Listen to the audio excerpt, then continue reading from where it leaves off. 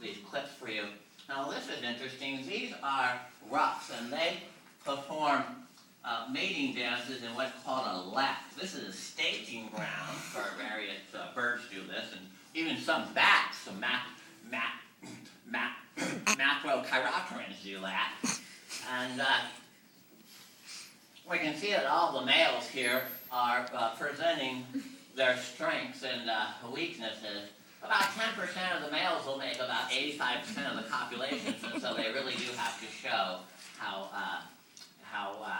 worthy they are to be able to mate with the female. Now, something interesting here. You'll see here the birds are fighting. Now, look at this. One's going to rip his head off practically. They're really showing this lady what's going on. Look at this. I should beat this guy. He's going to kill this guy, but she's not even looking. Look at that typical female thing, isn't it? You beat up a guy and she's on the other side of the bar. Yeah. Now, before we get to these are rhesus macaques, and I'm sure that you've talked about how important it is in biological systems, and maybe even human beings to a certain degree, to make sure that the fittest males pass on their genes, and that the weakest ones and the ones that really haven't shown that they're worthy of anything, for them not to. Well, it turns out in rhesus macaques there's an alpha male, and the alpha male is the only male that gets to have sex with all the other females. But, as you know, you don't want to put all of your eggs in one basket. You want to be sure that there's some mixing. And so in rhesus macaques, they're fooling around. Now, this is not an alpha male. He's not supposed to be having sex. And so they're a little paranoid.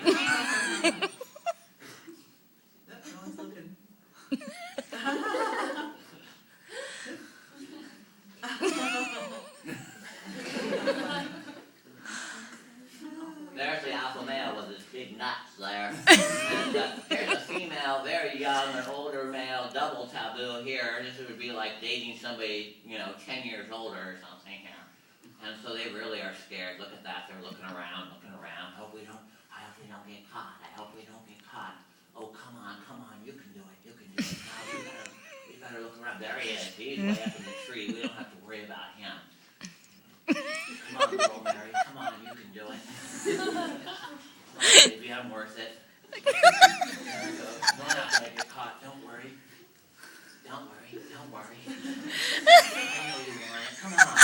Oh, there we go. A little bit of copulation. Finally, you get to see it in the whole semester of human sexuality, huh? And it looks like the alpha male's on a little stroll here. And so they're just going to go for it for a while. Oh, busted! Busted by the alpha male. It turns out that the alpha male will actually have a word or two with the female about the male. He'll punish the female. Now, a couple of ending thoughts here. I thought this was kind of interesting. The Leviathan here. These are right whales, and they're very large. The animal is about 40, 45 feet long, weighing a good 30 tons, and yet they have very gentle sex. And it appears that when biologists explore the act of coitus and copulation in the animal kingdom, we find that we're not the only ones that appear to be caressing and loving and being able to develop hair bonds. Here's some fish that lay eggs in a mussel. Huh. And that was his penis there, and he wants to make sure that when he puts his penis in the mussel and adds it that long, and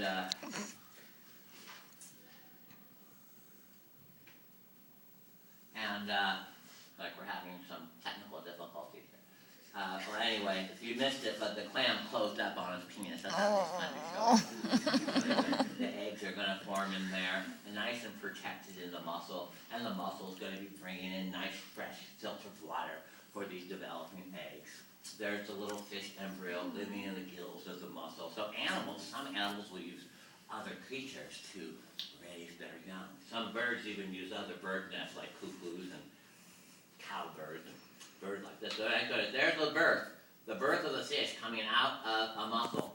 Now, this is called amplexus, and it looks like it's not working too well here.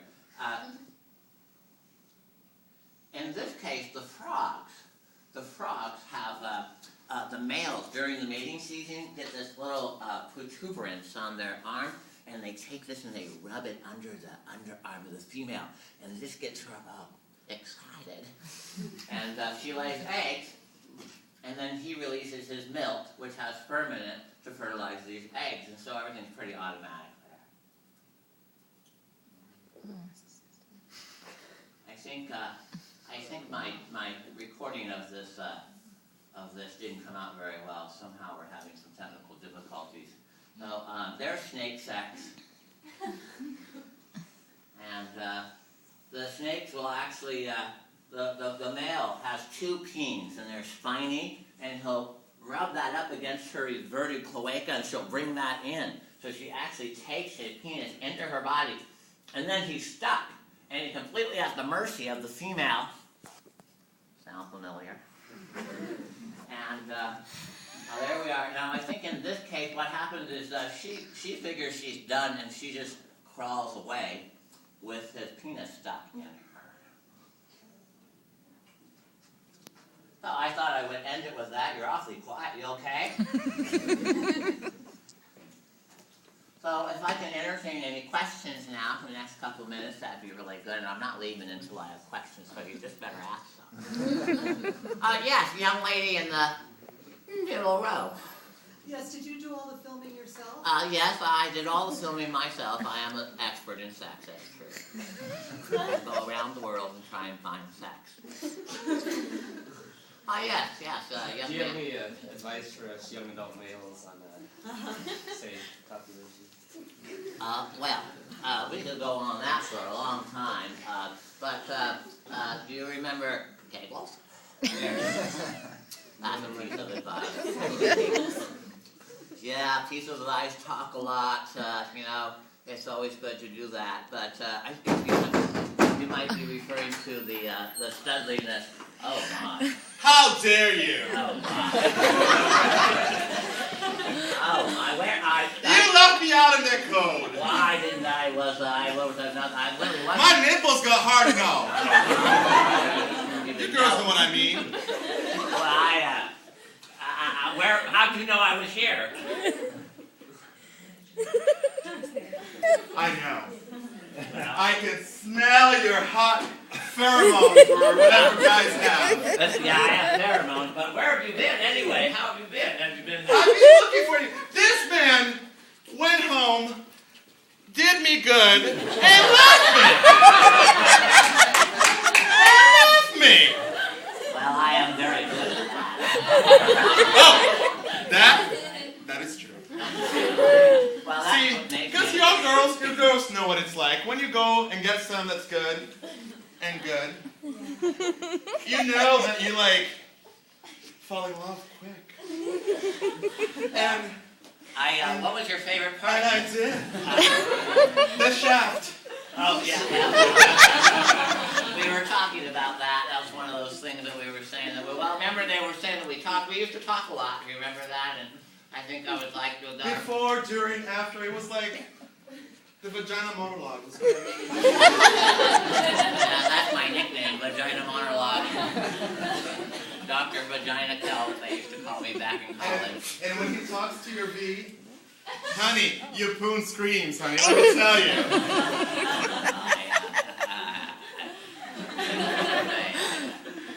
Has someone ever made your poon scream? All the time. Oh! I'm scared now. I'm sorry. Was that you? Because you can make my poon scream.